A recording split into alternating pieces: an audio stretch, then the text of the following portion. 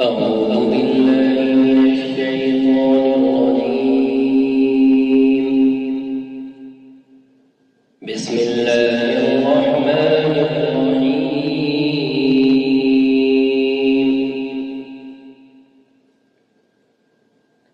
ألم تر إلى الملأ من بني إسرائيل من بعد موسى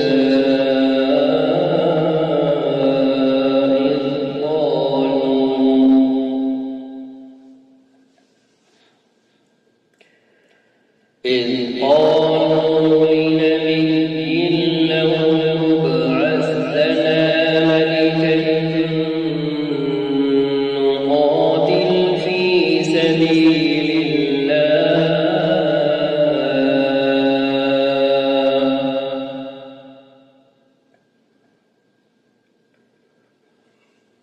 قال هل عسيتم إن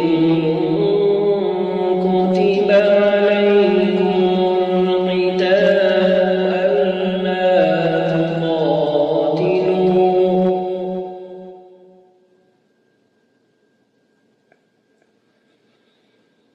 قالوا وما لنا ألا نقاتل في سبيل الله وقد أخرجنا من ديارنا وأبنائنا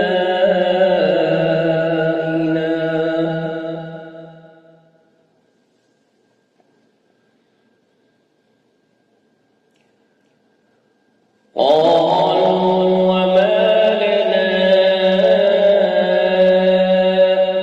ألا نقاتل في سبيل الله وقد أخرجنا من ديارنا وأبنائنا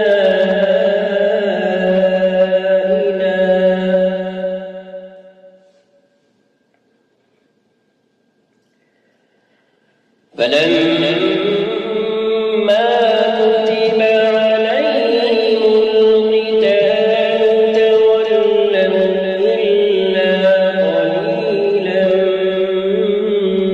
منهم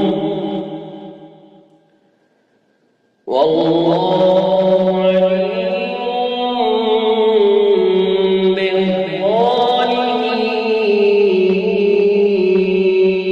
بالظالمين.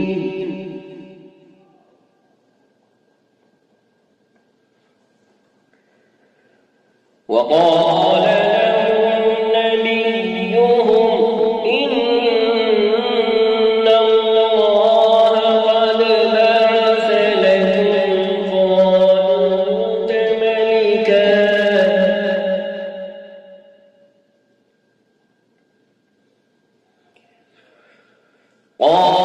قالوا أنى يكون له الملك علينا ونحن أحق بالملك منه ولم يؤت سعة من المال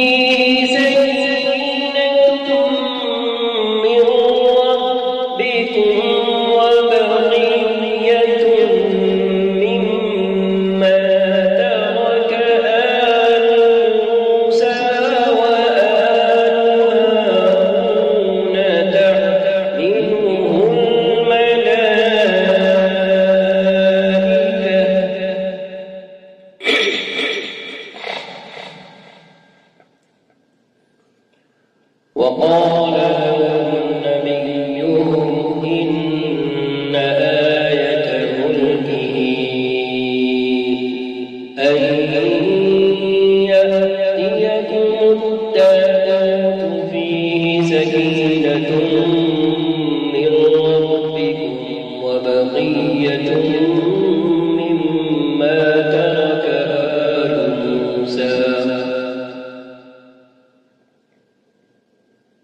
فيه سكينة من ربكم وبقية مما ترك آل موسى وآل هارون تحمله الملائكة إن في ذلك لآية لكم إن كنتم مؤمنين. وقال لهم نبيهم إن آية ملكه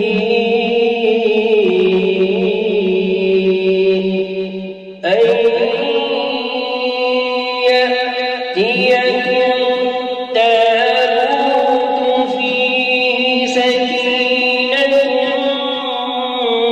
من ربكم وبقية مما ترك آل موسى وآل هارون تحمله الملائكة إن في ذلك لآية لكم إن كنتم مؤمنين.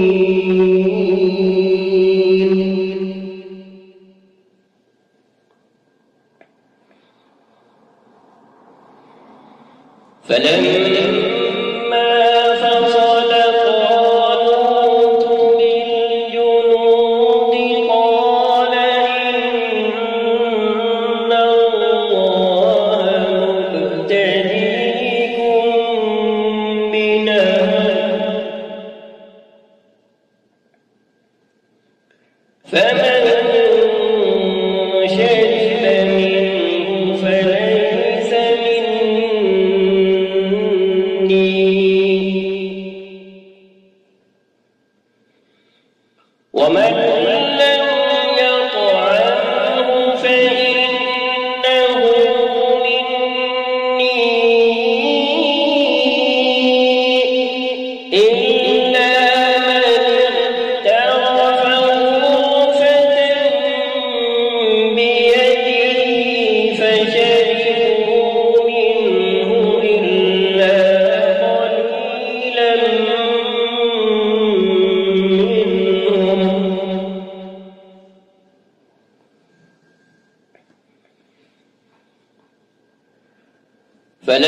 فلما جاوزه هو والذين آمنوا معه قالوا لا طاقة لنا اليوم بجالوت وجنوده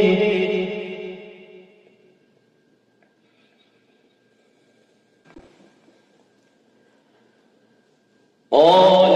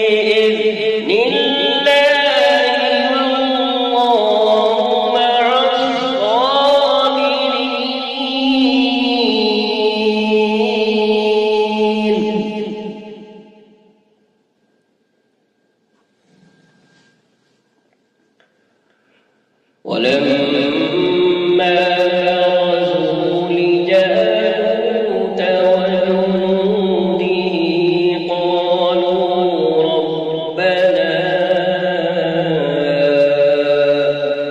أفرغ علينا صبرا وثبت أقدامنا وانصرنا على القوم الكافرين.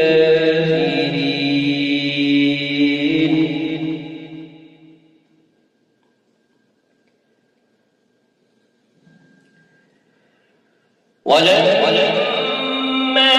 برزوا لجالوت وجنوده قالوا ربنا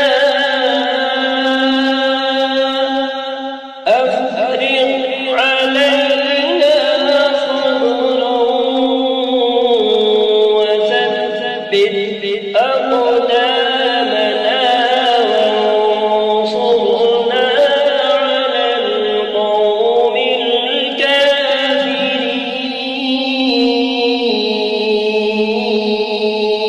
الكافرين.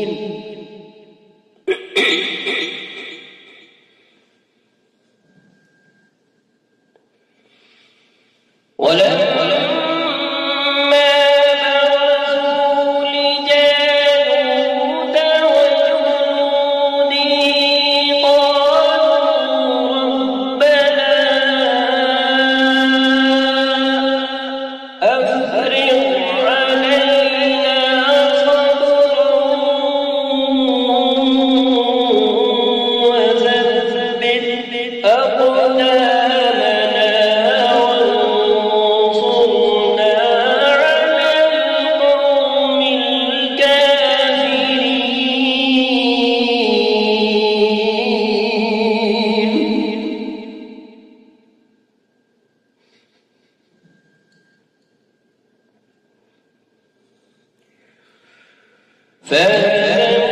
فهزموهم بإذن الله وقتل داود جالوت وآتاه الله الملك والحكمة وعلمه مما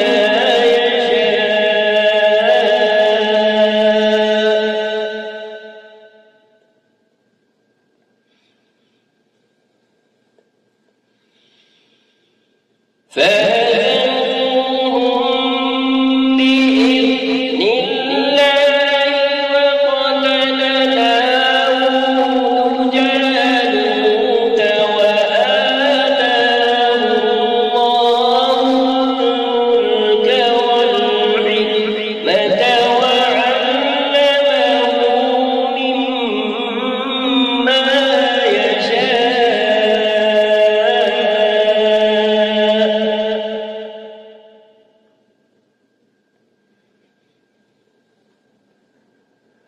ولولا دفع الله الناس بعضهم ببعض لفسدت الأرض ولكن الله ذو فضل على العالمين.